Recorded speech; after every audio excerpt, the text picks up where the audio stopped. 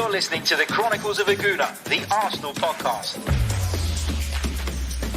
I'm Martin Tyler, and you're listening to Harry Symeou.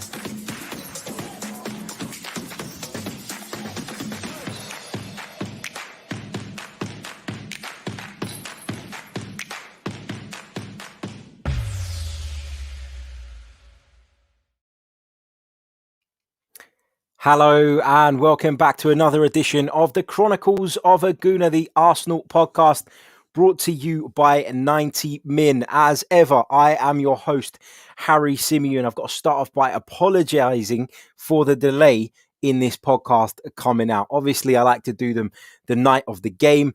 Should have done it immediately after the final whistle in the game between Arsenal and Manchester City, but unfortunately, I've not been too well for a couple of days. It's no secret. But I have been struck down by the coronavirus. I've got a positive test. I felt terrible for a good couple of days now. Finally mustered up some energy despite thinking about doing this earlier on in the day to try and get this podcast out to you guys. We're doing it now, finally, dosed up on everything you can dose yourself up on, basically, to make sure that we get this over the line.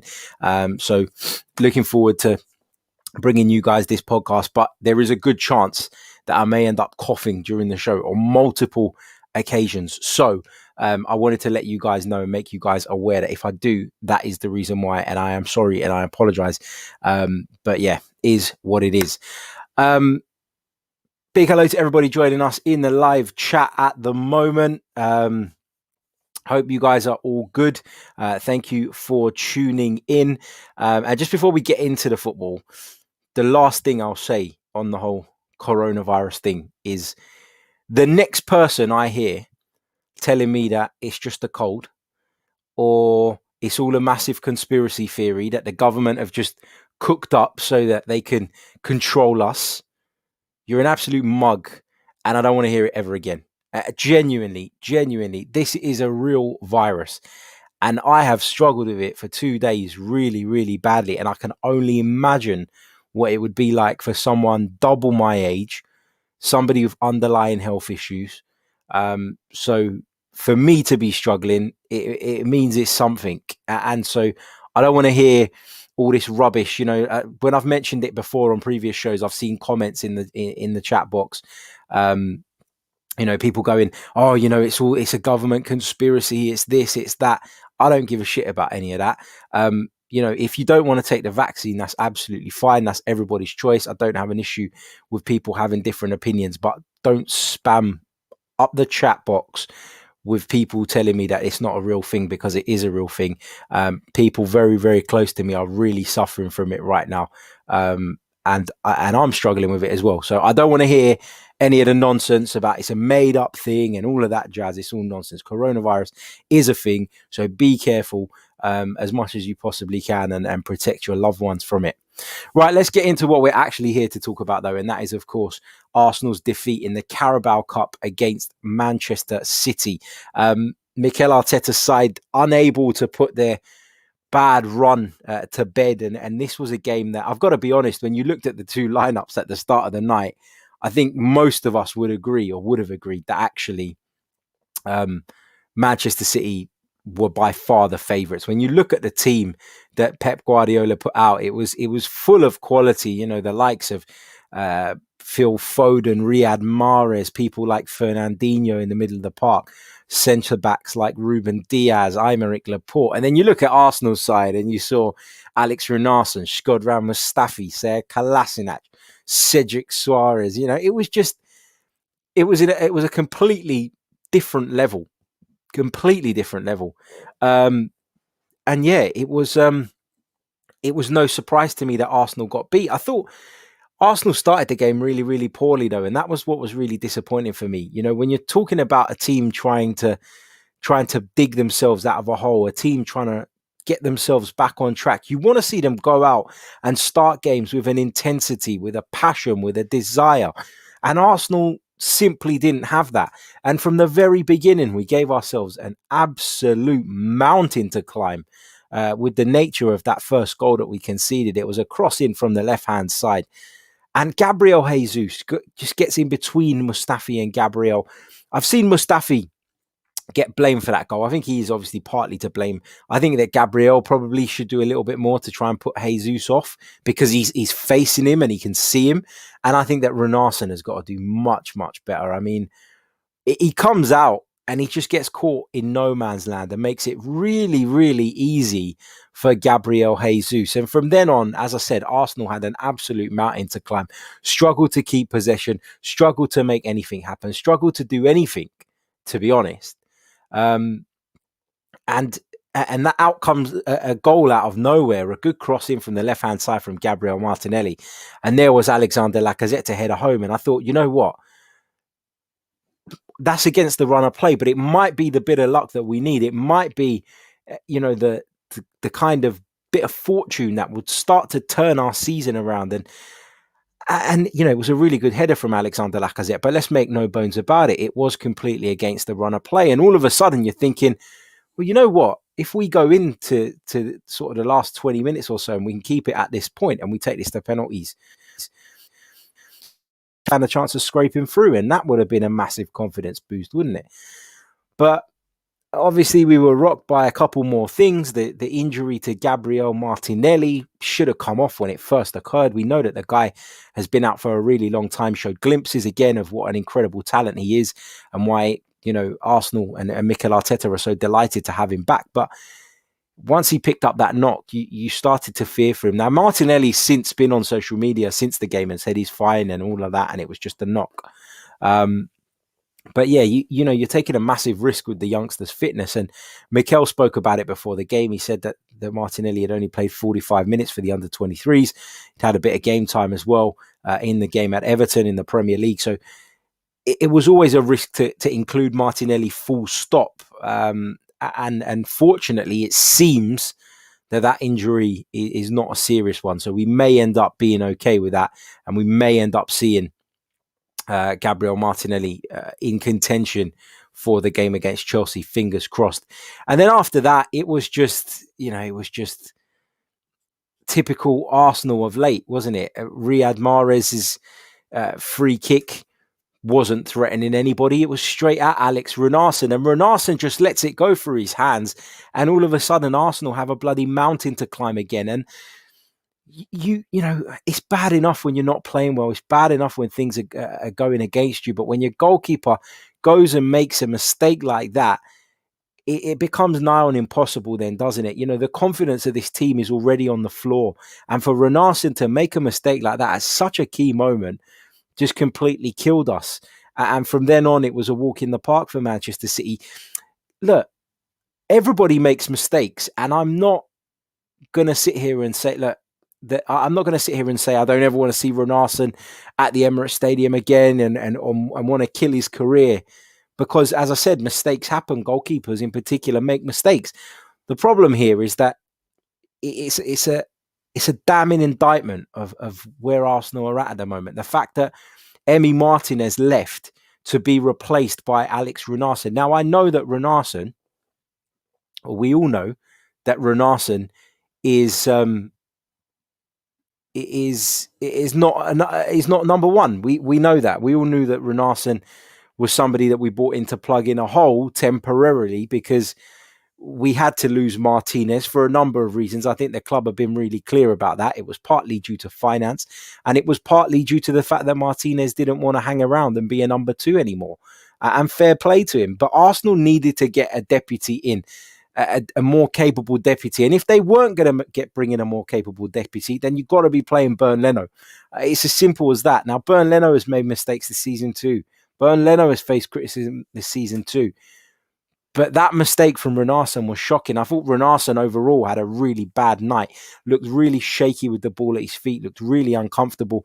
Obviously made that good save from Gabriel Jesus in the first half. But other than that, Runarsson just looks way out of his depth. Way out of his depth.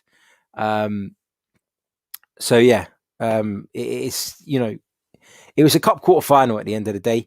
And you could argue that the Carabao Cup is not our priority. And I get all of that, but at a time where Arsenal's confidence, as I said, is on the floor, Arsenal's confidence is broken. We needed a result. We need a result, and to then play some of the players that he did, one of them being Runarsson, is a little bit baffling. Did he hope that a few changes would see Arsenal perform to a better standard? I'm not actually sure what Mikel hoped to achieve from that game, but from some of those selections, but certainly didn't get the result. And from then on, Manchester City just ran away with it. The third goal, yes, it was offside, marginally offside. Phil Foden straight into an offside position, finished it brilliantly. But yes, I'm upset, and I feel like as well, Fernandinho probably should have been shown a red card in the first half. And just to make a little side point, people complain about VAR. Well, VAR is needed in football. I think yesterday proved that. And that's why we can't go back now. We can't go back to not having VAR, because the incompetence of the officials is on show time and time again. So, yeah, the third goal, good finish from Foden, but it was offside. And the fourth goal was just terrible Arsenal defending again. And Emirates Stadium just heading home from close range. So, yeah, really, really disappointing night again for Arsenal. And again, it felt in his post-match press conference that Mikel Arteta was making excuses again. And I'm just getting sick of that. I'm getting sick of hearing it. I'm getting sick of hearing the excuses about why we didn't win the game and what went against us. The fact is, we're not winning football matches. And that should be all that matters. Like, genuinely should be all that matters. So, yeah, it's hard. It's hard to take that one, and it's hard to take. And of course, with Chelsea coming up on Boxing Day, it's probably going to get even worse for Mikel before it gets better. So yeah, there is a massive concern at Arsenal Football Club at the moment. There's concerns around the manager. There's concerns around the playing staff. I expect some departures in January and in the summer. I think that is an absolute certainty. We're already hearing today that Shkodran Mustafi's agent has been in discussions with Barcelona, lo and behold. So that'll be interesting to see if that comes off. And he's one that is set for an exit. His contract expires at the end of the season. Same with Socrates. Same with Mesut Ozil. There's a few players who I expect to be departing the club. The rebuild that is needed at this club is huge. It's massive, and there are so many issues. The problem is, though, when you manage a club the size of Arsenal, you simply cannot afford to not hit minimum standards and to not achieve a minimum level of performance. And Arsenal aren't doing that at the moment. And with each week that this continues, you start to worry about Mikel Arteta and if the job is too big for him, and if Arsenal, despite all the public sort of rhetoric that they're giving, if Arsenal are actually going to stick with him, or if Arsenal are going to pull the trigger on Mikel Arteta. But it is going really badly at the moment, and I'm not sure what the solution is at the minute. I'm really not sure. Let's have a look what some of you guys are saying in the live chat. Don't forget, if you're watching us live right now, make sure you hit the like button. Make sure you subscribe to the channel if you are new. We're going to keep it short today just because the reasons I explained at the top of the podcast, not feeling too great. So going to keep it as compact as possible, but just going to pick up some of you guys' comments in the live chat. Let's see what you guys are saying. Graham Sutherland says 3 games away from a trophy, feel the stronger team, man. Yeah, I agree. And particularly with confidence the way it is at the moment, any result would have given Arsenal a boost, a much needed boost. Then you feel like, picking your strongest team will give you a greater chance of achieving that, surely. That's not to say that even our most senior players right now are performing, but totally agree where you're coming from. I thought that Mikel got it wrong. And he will argue that he's prioritizing the Premier League, and some people will say that's the right thing to do. But I think when the confidence is so low, when the morale is on the ground, you need to do anything to pick that up quicker and to turn it around sooner rather than later. Let's see what else you guys are saying. Rahul says, if something had happened to Leno by any chance, then it would be Arteta's fault again. Yeah, that's a good point. That's a fair point. It's a good point and a fair point. But I mean, goalkeeper is a position that you can normally get away with it, isn't it? That's what I would say. Let's see what else we've got. Just going to pick up a few more of your comments. Big hello to Stilianu. Check out the Shoot the Defense podcast if you haven't already. It's a fantastic show. So check out Stel's work over there. He says when a keeper makes mistakes, it makes it more difficult for his backline because they're forced to work harder as they can't trust who's between the sticks. Yeah, you're right. It just breeds a lack of confidence, doesn't it, amongst the back line, and it just causes uncertainty, and it's just never a good thing. Never a good thing at all. Let's see what else you guys are saying in the live chat. Russ Morgan says, are you finally Arteta out, Harry? I'm leaning that way, yeah. I am leaning that way, and it's becoming increasingly difficult not to be. He needs to turn it around, and he needs to turn it around fast. And right now, there is no signs of that happening. So it is a massive worry. So, yeah, at the moment, I am questioning whether Mikel is the right man to take us forward. I really am. Matt Gray says Allegri or Poch comes in now, but has no money to spend until summer, or keep Arteta and give him 50 million to spend in January. Whew, that's a tough question. I don't think Poch would join Arsenal because of his Tottenham connections. I don't think Allegri would be particularly interested in the job at the moment. If you give Mikel 50 million to spend in January, then you might see a bit of an improvement. But it is starting to get difficult to tell because the club have bought in players and they've not performed, and I know a lot of those weren't under Mikel's watch, and some of those guys came in, prior, or the deals were done prior to Mikel taking over the reins. So you got to think about that as well. But I don't know. Arsenal need to do something in January because we're in a relegation fight. That's the reality. I don't think Arsenal will go down at this point. I still think we'll have enough, and I still think there are 3 worse teams in the division than us. But you can understand why some people are concerned, and you can understand why the club will probably feel that they need to get the checkbook out next month to be able to try and steady the slump and prevent the further deterioration of the side. What else have we got here? Big hello to Miss Molina. Hello, Harry. Hope you're keeping well. Wish you a wonderful, happy holidays and a very Merry Christmas to you and yours. You too. Thank you so much for your kind wishes. Andrew S. Lots of people overreacting. We had no right to beat this Man City team. Remember the size and depth of their squad. There is a reason why they always win this cup. We need to focus on the league. Yeah, that's right. There is that we did have no right. I said it right at the top of the stream. We didn't have a right to beat Manchester City. And my sort of feeling towards Arsenal at the moment and the kind of downbeat attitude that I have right now is based off of what's gone on in the last 6 or 7 weeks rather than it being the Man City game. Had we just got knocked out to Man City but everything else was fine, wouldn't be the end of the world, would it? But yeah, it's just another one, isn't it? It's another defeat in a long line of defeats that is increasing the pressure on Mikel Arteta, adding to the problems that we have as a football club. And that's why people are upset, because it's a culmination of things. RW says, like the Arsenal hat, Harry. Thank you very much. Smash the like button, everybody. Please do so if you haven't already. It is very, very much appreciated. Let's see what else you guys are saying. Harry Land says, I want Arteta to stay. He deserves another window, and I think everything is in place for a good January. However, if we're changing manager, then Nuno Espirito Santo is the only realistic candidate.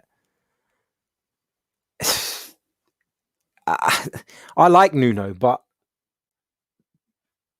is he a top level manager? As in elite level? Is he somebody that's going to come in and turn Arsenal's fortunes around as a club? I'm not sure. I think that Arteta will get another window. So I wouldn't worry about that. I've seen a lot of Arsenal fans over the last few days suggesting he'll be sacked if we lose to Chelsea on Boxing Day. I don't think that'll be the case.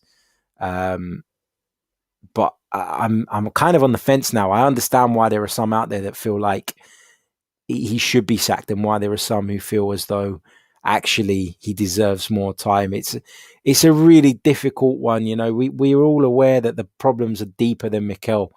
The playing staff is not right. The people running the club upstairs are not doing a good job.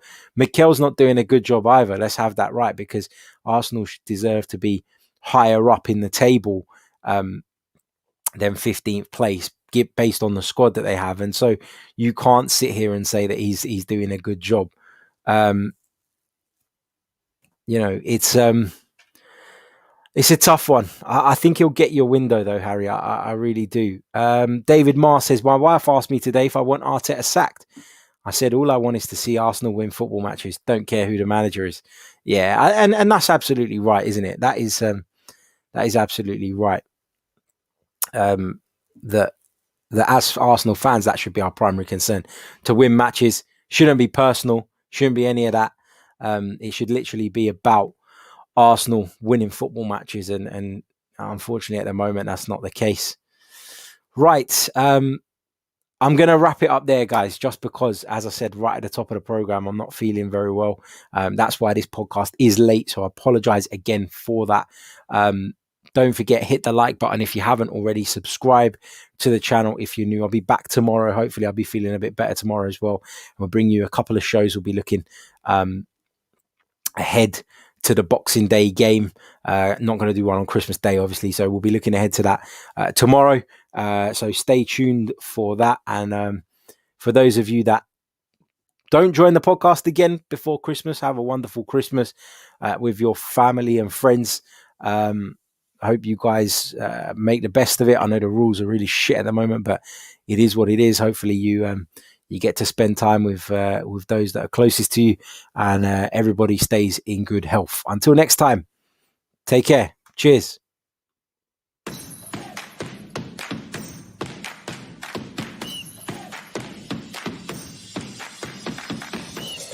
You're listening to the Chronicles of a Gooner, the Arsenal podcast. I'm Martin Tyler, and you're listening to Harry Symeou.